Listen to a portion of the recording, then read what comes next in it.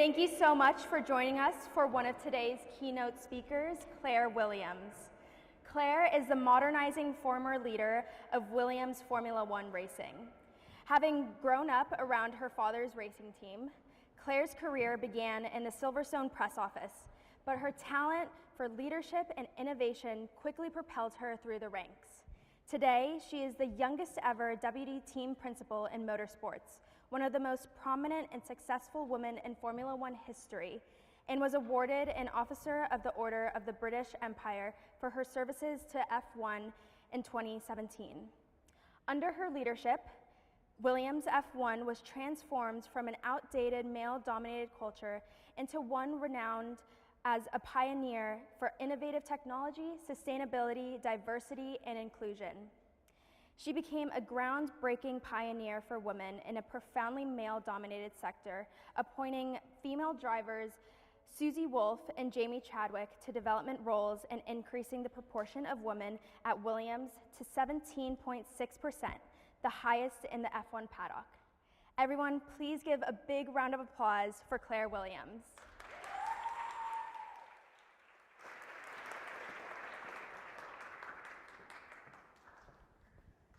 Hi. Right, hello. Thank you so much for joining me. We're so excited to have you here. This is amazing. Thank you for having me. What Absolutely. an honor to be asked to come and speak here. And I get to sit in a throne, which is my dream, but also, do you know what, to be in a room predominantly filled by women is so unusual for me. As you heard from my intro, I worked in Formula One, a very male-dominated world, and I never got to sit in a room of women. So thank you for being here to hear me today, but for me this is just an enormous privilege, so thank you. Thank you, absolutely. So let's go ahead and start from the beginning. How did you come to run the Williams F1 team? Okay, so for those of you that may not be fans of the sport, my father, Frank Williams, started a Formula One team back in 1969. He was always in love with cars from a very young age. He came from really very humble beginnings in the north of England and fell in love with cars. He started out as a racing driver, wanted to race cars, but quickly realized he wasn't any good at it. So decided that, hey, I'll try my hand at running a Formula One team. So he started his own team in 1969, as I said. He had a decade of scrambling around at the back. He had no money whatsoever and was generally thought as the laughing stock of Formula One. But in the late 1970s, it all started coming together. And in 1979, my dad won his first ever Formula One race. And from there, he won more than 114 Grand Prix in his 50 years in the sport. And he won 16 World Championships. So Williams, to this day, remains the second most successful team in Formula One, only behind Ferrari. So you can imagine, I'm very proud of my dad, but my pathway was never destined to follow in my dad's footsteps.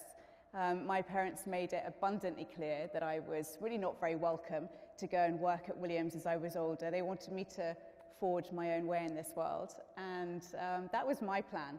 But sometimes life conspires against you, and that's not quite how my pathway on my journey ended up. I ended up working at Silverstone in the press office, and then I became a junior press officer at my dad's team in 2002, where I worked for 18 years, working my way up the ranks and eventually taking over the helm in 2013. And I ran Williams for 8 years. Amazing. Now, leading a Formula One team comes with immense pressure, but taking the reins of a historic family-run team while also being one of the only two women to do so adds even more complexity. What were the main challenges of running the team? So I probably had a number of challenges when I took over.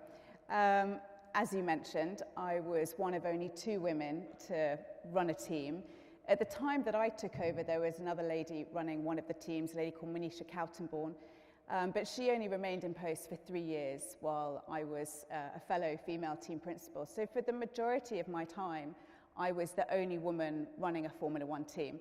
The rest of the other 9 team principals were male. So when I first took over, as you can imagine, that there was a lot of interest and a lot of conversation, some of it positive, but on the whole negative.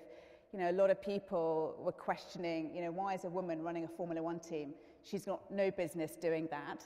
Yeah, up until really the 2010s, women did not hold any senior positions within Formula One. They certainly didn't work on the engineering or data science or aerodynamic side of the teams. They held the traditionally held roles of marketing, media, hospitality, those traditional roles that were held by women. So this came as quite a shock that another woman was running a Formula One team. And that was a real challenge that I faced, that negativity around my gender just taking over this team.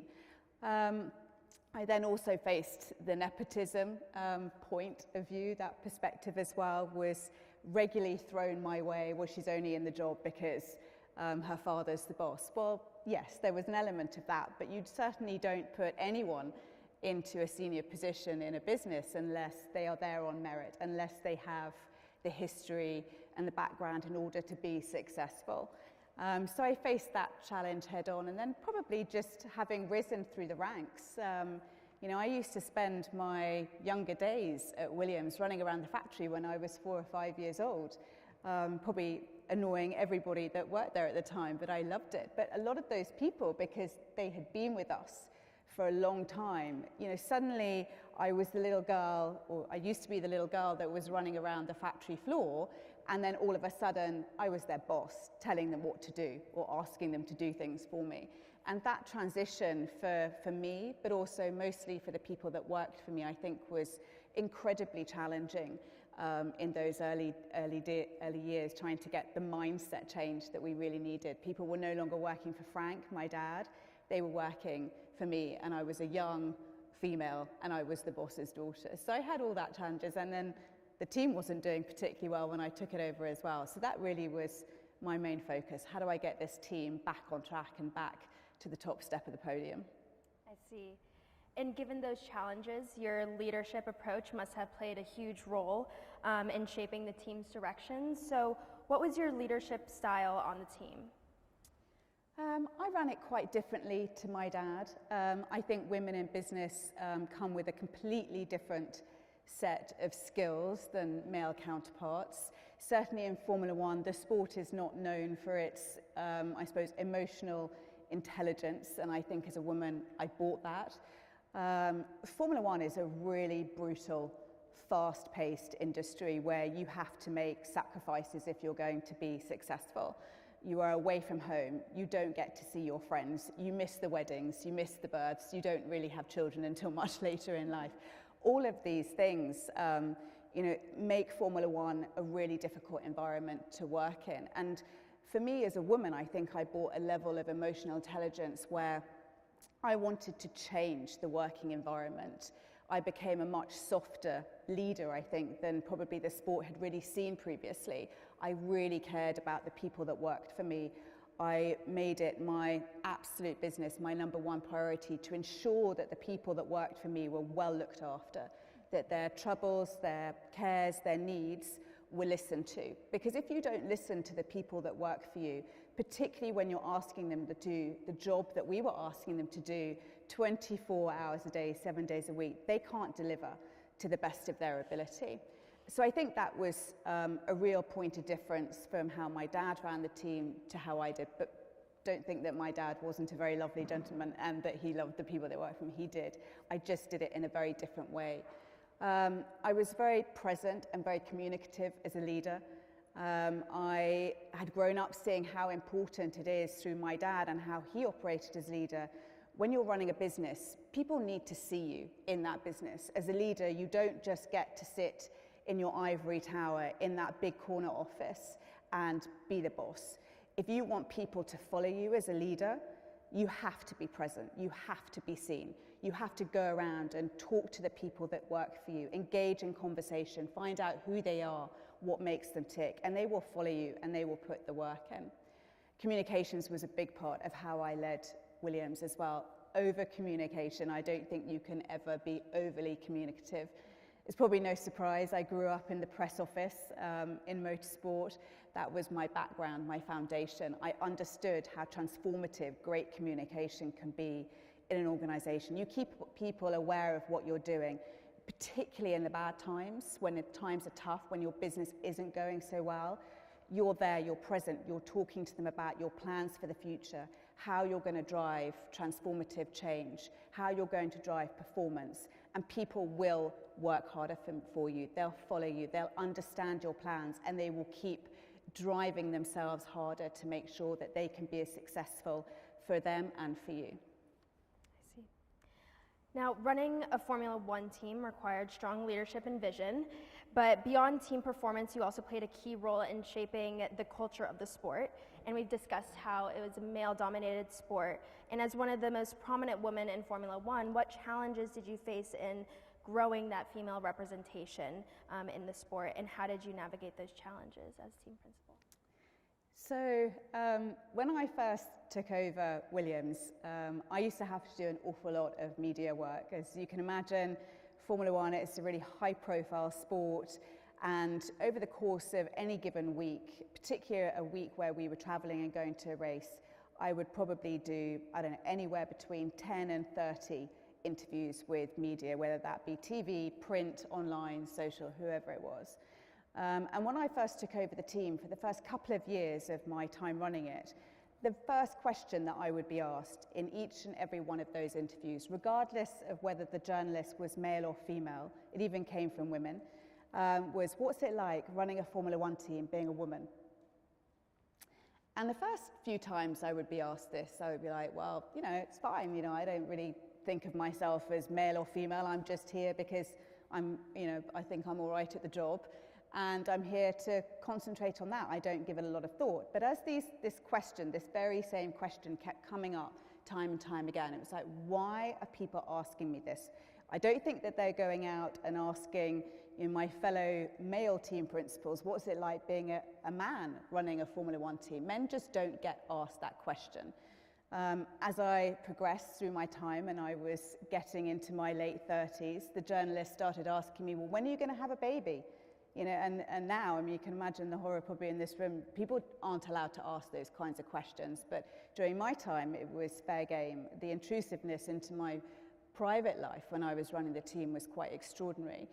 And alongside that, there were always situations that, not always, but some times when I would feel slightly uncomfortable with how I was being treated because I was a woman. All these things really started making me want to do something, using my position, particularly understanding the fact that if people can be treating me this way when I'm the boss, then how are they treating the people, the females, the women in my team or in the sport as a whole? So I kind of from there decided, right, it's going to be my mission. I am going to use the fact that I am a woman, use the fact that there is so much interest in the fact that I am a woman in this sport, to do something positive, to try and drive change for the next generation of women coming into the sport, to try and drive change for the women that are currently working in the sport, to make sure that they have an easier journey, an easier life in Formula One. So as a result of that, I put in so many changes to our business. I think I hope that I encourage the wider sport to make changes to try and make Formula One and motorsport as a whole a much more welcoming sport for women. Because it's the right thing to do. You know, you are, I think, I can't even see if I can see a man in this room, but you know, the workplace is hard. It's really hard, but it shouldn't be made hard just because you're a woman. And so hopefully my generation, I'm a lot older than anyone in this room, I feel really old today, but hopefully the work that my generation, the generation above me of women, that really lean into this conversation to try and drive change. When you finally get to the workplace, when you go into those situations, and particularly probably knowing what you're all studying, that is still quite male-dominated, hopefully the work that we've done would hopefully have driven change to make your lives a little bit more bearable in the workplace and to allow you to thrive and not have to worry about the fact that you are a woman in industry. It's truly so inspiring to hear how you grew female representation in the paddock. In fact, you gave Susie Wolff the opportunity to take part in a Formula One weekend during the 2014 British Grand Prix. So can you please talk about that decision and the impact that it had on female representation in the paddock. Yes, so Susie Wolf, who now, she runs the F1 Academy in the sport. For those of you that don't know, that is a series that runs alongside the F1 Championship and is only female. So all the drivers in the championship are women, and it's a great platform to promote females in motorsport, but to give them a leg up, quite honestly. We haven't had a leg up in motorsport for forever, so we deserve one now. And Susie was the first female to have driven a Formula One car for 22 years, up until the point that we decided to give her that opportunity. She'd been racing in German touring cars prior to that.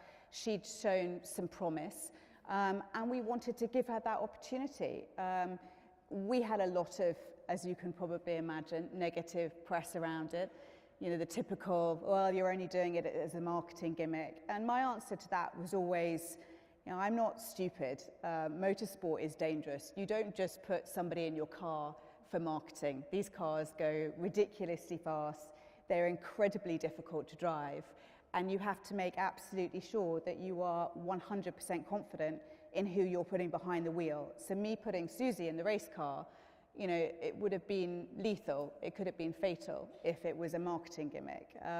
I put her in that car because she was capable of delivering in that race car. And for me, it was a performance-related decision. It was not a marketing decision. And it really wasn't even necessarily, well, she's a woman and this would be a great story. It would be a great door opener for the next generation. It was because it was a good thing to do for our team at the time. And then she did it the following year. And then obviously for her, it set her and her career on a massive trajectory where now she is able to leverage the opportunity that we gave her to go on and promote more women in motorsport, particularly at the driving level. Now, beyond fostering diversity, staying competitive in Formula One also requires constant innovation. How did you make sure that Williams stayed ahead of the competition? I think everybody in this room will at some point in their lives have the experience of having to drive innovation. Formula One is nothing without innovation. Every single team is using every single dollar that it has to drive innovation, because that's where performance is found. But unless you are in a regulatory overhaul period, so say you're racing this year and next year you're going to have a whole new set of rules, there are very small margins in which you can drive innovation in Formula One. So teams really have to look at, in themselves, really innovative areas where they can try and drive performance. And it's real iterations.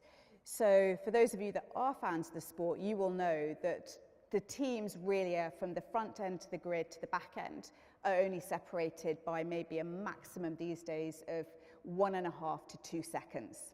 That's nothing. You can barely blink your eyes in that amount of time. But there are 1,000 people minimum within every Grand Prix team trying to find ways in which they can close that gap, how they can find new technologies, new ways of working, where they can close 1.5 seconds of time to their competitors. So we look at every area in Formula One. So you can imagine, we look at the technological side of the sport. How can we create a new widget to put on our front wing to make the aero perform better going around the corner? We all know that teams are doing that. But there are so many fascinating ways where Formula One teams are trying to innovate. One of the greatest examples of innovation was in the early 2000s when Michael Schumacher drove for Ferrari. And at this time, Formula One drivers weren't thinking about athleticism and being athletes. Now, these guys are some of the most honed athletes in the world. But Michael Schumacher drove innovation in this area, in that no driver was thinking about, well, if I go to the gym and spend 2 hours in the gym every day and making myself stronger, I might be able to deliver 0.2 of performance to my race team. And Michael really delivered that to teams where now we can use our drivers as innovative assets in order to close our gaps to our rivals. You know, we are 1.5 seconds behind. We know that if we get our driver to spend a bit more time in the gym, he might be able to deliver us 0.1 1 second of performance, for example. We know that if we can analyze our pit stop crew a little bit more, we can change our pit stop guys around. 23 guys touch the car in a pit stop, and a pit stop takes 1.8 seconds in total. But if we can look at the biometrics of each individual doing that stop, and we can make sure that those biometrics are optimized, then we can maybe deliver 0.2 of a second. So Formula One innovation these days is all about finding the innovation in the margins and putting them all together, and hopefully that will create or dilute down that 1.5 to 2 second gap that so many teams are looking at hunting down in the sport today.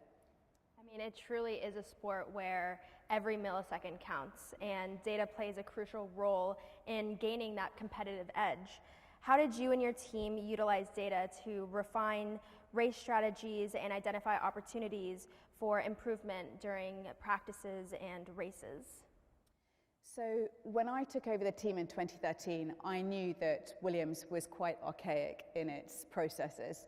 And I brought in a world-renowned IT director and asked him to undertake a full inventory of our IT infrastructure. And he came to me 3 months later when he was due to present his findings, and he was looking quite grey and ashen. And I was like, oh my gosh, what? And he said, you're about a decade out of date. And this is Formula One. And being a decade out in Formula One, you're not doing so well. And it probably explained why we were running close to last in the championship. So we really had to look at what we needed to do and what we could do really quickly to affect change across that whole spectrum of IT infrastructure. And that meant data processing at the racetrack, how we sent our data back from the track to the factory, how we were able to analyze it, all of this. And this really became the powerhouse, or really the beating heart of Formula One. From about 2014 right through to when I left in 2020, it was game changing. Teams were all about who can we partner with in IT, in data, in order to drive our performance, because that's really where the innovation and the performance was coming from at that time. We created and built partnerships, multiple partnerships, with many IT companies around the world. I mean, I spent a lot of time in Silicon Valley trying to coerce businesses down there to give us their technology to drive our performance on the racetrack. But one, I suppose, of the greatest partnerships that we had with British Telecoms, which completely transformed how we were able to utilize the data that we had at the track. You guys are much cleverer than me, and I don't want to start talking about bits or anything like that because it's above my pay grade. But the amount of data that comes off a Formula One car in any given session is enormous. I mean, you can't compute it all. And certainly at that time, we were unable to take all of that data and analyze it quickly enough until before the next session. Therefore, we weren't able to use it to the best of our abilities, and therefore we weren't able to make improvements to our car. Our new partnership with British Telecoms enabled us to improve our MPAN capability back to the track, improve our connectivity. That meant we could have a load of engineers back at the factory that we could send that data to. Previously, we weren't able to do that. So we would have these people at the track, the engineers at the track, that were analyzing all of this data, but we also had a whole backup army of engineers at the headquarters that were able to do the same. And we could turn suddenly, all of a sudden, we could turn our data around in a way that we were unable to do before. And this completely transformed our performance over a race weekend.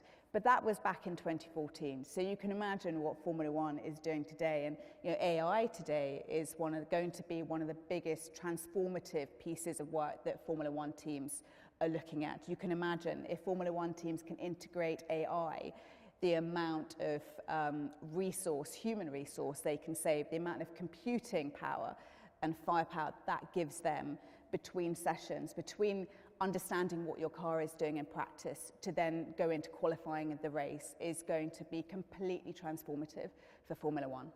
I see. Now, beyond race strategy, Williams has also made an impact beyond the track. You were involved in the development of Williams Advanced Engineering, which has driven innovation in multiple industries. What exactly is Williams Advanced Engineering, and what technologies were you working on? So Williams Advanced Engineering was effectively a business that utilized all of the technologies that we had developed in Formula One and commercialized them. And this was to give us more money, basically, to go racing. On the whole, the business focused on EV technology. So what was great about this business, that Formula One sometimes can come under enormous criticism for being gas-guzzling, fuel inefficient, but actually having this as an aside to our Formula One team, where our technology was actually tackling some of society's biggest problems by utilizing the technologies that we had learned and developed in Formula One, was a great legacy for us as a sports team. So some examples of the projects that we did. We worked with Unilever, which is one of the biggest consumer goods brands in the world. We had technology that was able to reduce their energy usage in these enormous cooling towers that Unilever have around the world to make washing powder. You'd never put Formula One and washing powder together, but we did. And we managed to save Unilever tens of millions a year in energy costs, because these cooling towers would just release energy, expel energy, cost them a fortune, but also be really bad for the environment. But the technologies that we had developed in Formula One enabled them to reuse that energy. So just a wonderful program that we were able to do that meant we were effectively giving something back. But equally, we had loads of different projects. We worked with hospitals to reinvent how A&E units would respond in crises. A&E units, as much as you might think that they're very well organized, some of the ones in England that we have just weren't laid out in an efficient way. They used our pit stops to, and the example and how we operated in a pit stop, to completely revamp how they operated in the operating theatre. And it completely transformed one of the hospitals in England. And then other hospitals heard about it and wanted to use our technology and our IP in order to transform how they were doing things. So Formula One can seem like it's quite a bubble industry, but actually so many of the technologies that are developed within the sport can be used outside of it and can be used in order to address some of these real-world problems that we're facing today. That's incredible to hear. Formula One is renowned as an incredibly challenging industry with constant pressure both on and off the track, as you have mentioned. How did you maintain your resilience and that of your team during the toughest moments? Resilience is a topic that comes up in Formula One a lot. As I mentioned earlier, it's a really brutal world. You don't switch off in Formula One. You're working 24/7. My dad used to find it extraordinary that people would ask to have Christmas Day off. I mean, it is that relentless.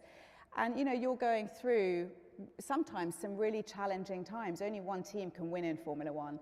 9 other teams and 9,000 other people are disappointed every other weekend that they go racing. And to try and maintain resilience when you are being knocked around like that weekend in, weekend out is extraordinary. But I think personally for me, resilience can be learnt.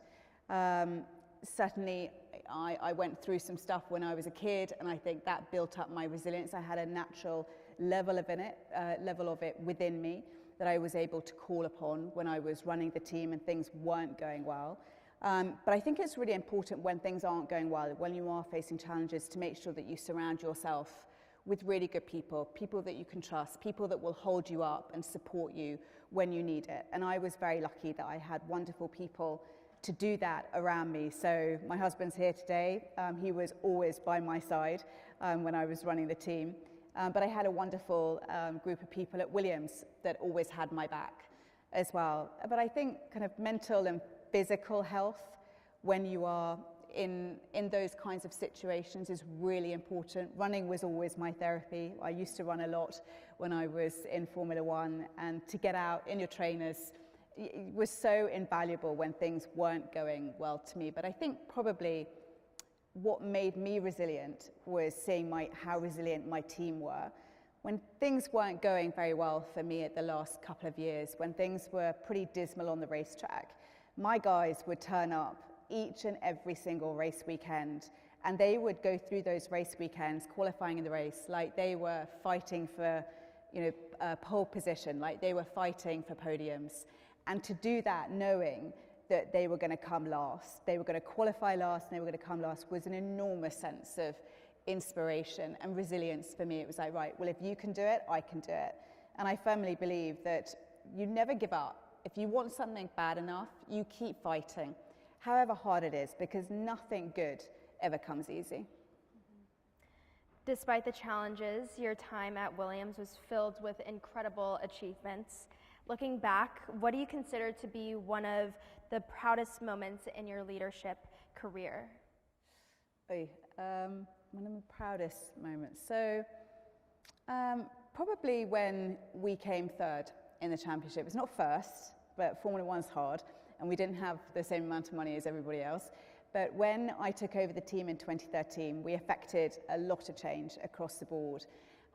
Over the course of that year, we changed our drivers, we changed our engine, we got a new title sponsor in, I did a whole load of personnel restructuring. And then in 2014, we came out and we were pretty much the second quickest team on the grid. And we enjoyed many podiums that year, and we came third, beating Ferrari that year in the championship. And I can't tell you, I get today to sit here in places like this, or I get to talk to my 7-year-old little boy who's not interested at all in what Mummy used to do. But I get to say I beat Ferrari once in my life, and you know what, that's just the best thing that I get to say, and I will probably bore everyone stupid for the rest of my life telling them that. I love that. Finally, reflecting on your journey, if you could go back and give advice to your younger self at the start of your career, what would it be? So I left the sport nearly 5 years ago now, or left my former role in it. So I've had a lot of time to reflect on my time, as you can imagine, and my lessons and what I learned. I suffered far too much from imposter syndrome. While I was running the team, it was always, am I really running a Formula One team? Or I'm not good enough to run this team, and why on earth am I here? And you know, someone's got this wrong and everyone's laughing at me. If I could go back now I think about that and I think, what a waste of time. You know, that's the voice in your head. No one else is thinking that. It's the voice in your head. So my advice now to anyone coming up into the world of work is always to lean into it and grab it with both hands, because somebody has put you there for a reason. They've put you there because they believe you can do the job, and embrace it. Because I had to sell my Formula One team 5 years ago, and it still breaks my heart to this day. I thought I was going to have that team forever, and I lost it. And if I could have those moments back, if I could start my career again, I would literally appreciate each and every day far more than I ever did back then. And that's always my message, to just live in the moment and to enjoy it, believe in yourself, and believe that you are there because you are really good at what you do. So true. Thank you so much for answering my questions that I had for you. Now I would like to give the audience an opportunity to ask questions for Claire. So what we're going to go ahead and do, I don't have a mic with me. It should be in the back over there where my stuff is. But what we're going to go ahead and do is have people who have questions line up right here, and we're going to go ahead and get a mic over here. So feel free to come on up if you have any questions.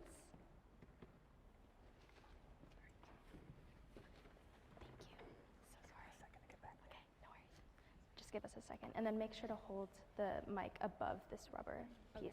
Yeah, so just give us 1 second. I'm so pleased that some people have stood up and I have some questions. Oh, yes. That's good. It's a relief. Okay, go ahead. Hi, my name's Katarina. I'm a data science major at Northeastern University. And just to start, it's an honor to talk to you. I'm a huge fan of the sport. My whole life, I'm half Dutch, so I'm very happy currently with Max Verstappen's winning. But motorsport and Formula One specifically, careers, they're notoriously difficult to enter for anyone, let alone a woman or minorities. So do you have any advice for women looking to go in, like women in tech, looking to go into the motorsport industry? The very fact that you're a woman in tech will always set you apart. It's a lot easier to try and break into Formula One, if I can be so blunt about it, if you're in tech, than if you were a press officer or a marketeer aspiring to get into the sport. Because right now the sport has a shortage of engineers in this space in particular, and this sport doesn't exist if it isn't for people like you in this room. And so the sport is always on the lookout for brilliant minds, and actually it's doing a lot better job now of going out proactively into universities, looking for those brilliant minds to come into the sport. But I think Formula One, I mean, it is notoriously difficult to get into, but you do have that advantage in that you study what you study and you're looking to do what you want to do. But it's about being relentless in your pursuit of that aspiration. You know, Formula One's not easy to get into because it's so good when you do. There's so much competition, but you can never let that stand in your way or let you give up just because it's a bit hard to get into. You've just got to be relentless in your drive. You've got to network, go to events, make sure you have a CV that completely sets you apart. Getting experience in motorsport is really invaluable if that's on your CV. Go and volunteer at race weekends, go and talk to race circuits, see if you can do some work here and there, do projects based around Formula One technology. You know, all of that stuff the HR directors and teams love. And if they see it on your CV, if they see that you're proactive, that you're a go-getter, that you want to do it because you love what you do and you think the skill set you have can help drive their performance, that's what they're looking for. I think so many people that want to work in Formula One want to do it because they think Formula One's a great place to work and, you know, it's glamorous and they want to hang out with the drivers and really they're just Formula One fans. That is an immediate no to any HR director. Make sure you present the fact that you want to work in the sport because you've studied this and you think this is going to enhance performance. But if that is where you want to, or you do end up, I wish you all the best with it, because as I said, if I could have my career in Formula One again, doing anything, I would. It is a wonderful, wonderful industry to work in and can be so rewarding. Thank you so much. Can I do a quick follow-up question of, with Drive to Survive coming out, we've seen more of like the background of the paddock, and it's become more apparent that team principals can get quite aggressive when it comes to the stewards and the FIA meetings. And I'm just curious, your experience dealing with some of like the Christian Horner personalities within the paddock, and like not only as a woman but being in a lower budget team, like gaining the respect within those meetings and within the other team principals. Drive to Survive is a really interesting show, and it shows a lot more than what you just see on a normal programming on a race weekend. It shows a lot of the personalities. But don't forget, it's not scripted, but it's still a show. And they want to get the best and the biggest audience figures they can. My experience of those people in the paddock, I'm good friends with Christian Horner, and that might surprise you being, I'm a woman. I've only had really positive experiences with him. He's incredibly driven. Yes, he can be aggressive, but if you want to win in Formula One, if you want to win in any industry, you're always going to have an edge to your personality, and people might not like that, but is what's going to set you apart. My experience, as I said, I was always treated with courtesy and respect on the whole, 99% of the time. But when I wasn't, I stood up for myself, and I didn't allow people to treat me in that way. When I found out some situations that were happening in my team that I wasn't happy about, disrespectful behavior, I put in a zero tolerance policy around it. I think if you allow certain behaviors to just slide, then they're going to keep happening. It's inaction that is just so harming to any industry. So it's about standing up for yourself and making sure that you are respected. But as I said, on the whole, my experience in Formula One was overly positive. Thank you so much. Again, it was an honor to get to ask you these questions. Thank you for asking them. Hello, thank you so much for sharing again. You are such an inspiration to me, and I'm sure to every single woman in this room right now, and probably for the future as well. My question, also just introduce myself. Nice to meet you. My name's Hiba, currently undergraduate studying computer science. My question for you is, what was the most valuable piece of advice or lesson that you've learned throughout your entire career? as I said, or touched upon, I suffered quite badly from imposter syndrome when I took over the team. Throughout my entire, I still pinch myself that I ran a Formula One team. It's like, did that really happen? And I suffered with that when I first took over the team. I would always be choosing my words really carefully when asking an employee to do something. Would you mind just doing this? I'm really sorry to ask, or or just invariably doing it myself sometimes. And one day my CEO, who was 60-year-old white male, but just the best man ever, and was my CEO throughout the whole time we were running the team, he brought me into his office and he looked really frustrated. And I said, what's wrong? And he said, seriously, can you please stop asking for permission? Ask for forgiveness if you have to, but you are the boss. Stop asking for permission to do things. Recognize your role, step into it, and be the boss, because that's who you are. And fine, if you mess up, if you make mistakes, if you fail, hold your hands up and ask for forgiveness. But you've got to just embrace the fact that you're the boss. And it was the best bit of advice that I was given at the start of my career that really gave me the strength, I suppose, to stand up and be the boss for the next 8 years. Thank you so much. You're welcome. Hi, my name's Julia. Thank you for speaking to us today. It was really insightful. Kind of similar to the first question, but a little bit different. As someone that's would be interested in working in Formula One, in terms of the tech side, what type of skill sets do you think someone with a computer science background should kind of be focusing on to kind of set themselves apart?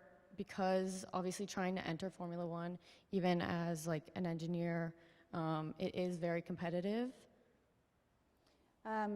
So you know what you're studying, and computer science was never my strength. In fact, it was probably one of my biggest regrets that I didn't have the engineering brain. I made it my business as the boss to try and go into as many of those aerodynamic design engineering meetings as I could to try and learn. But you know what you're studying, and if you do your research, you'll understand where that can be applied into Formula One teams. But data and its use, leveraging it and applying it, is what sets teams apart. And there are not enough engineers. When I was running Williams, we couldn't bring in enough data engineers. A Formula One car has 2,000 sensors attached to it.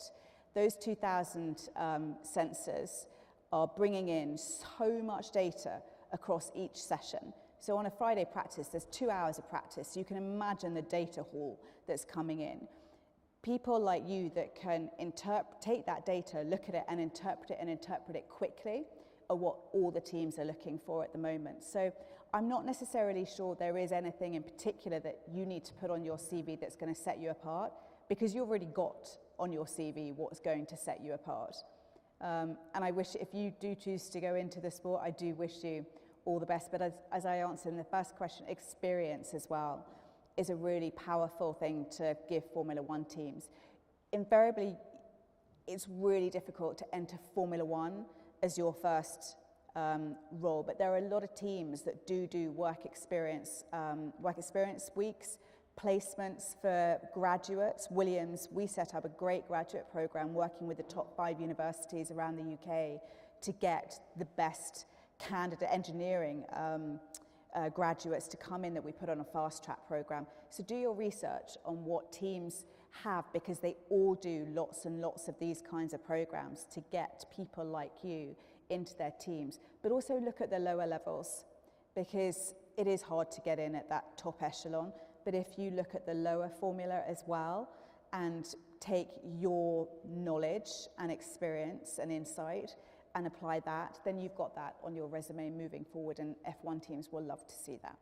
Okay, can I also ask a similar question of based off what you said? Because obviously Formula One and other lower levels, Formula 2, Formula 3, it's very focused and based around Europe. How hard would that kind of be as someone that's born in the US to kind of break into, just because obviously we do have different motorsports. We have NASCAR, but they are very different. They are different, but I think they will still have engineers that do data science, data engineering, data analysis, so you can still get your experience with teams based in the US, and then that's transferable. So Formula One, you know, my team was so diverse, the workforce. You know, as much as we were based in England, as much as 8 of the 10 teams are based in the UK, the majority of our workforce was global, came from around the world. We don't care where people come from.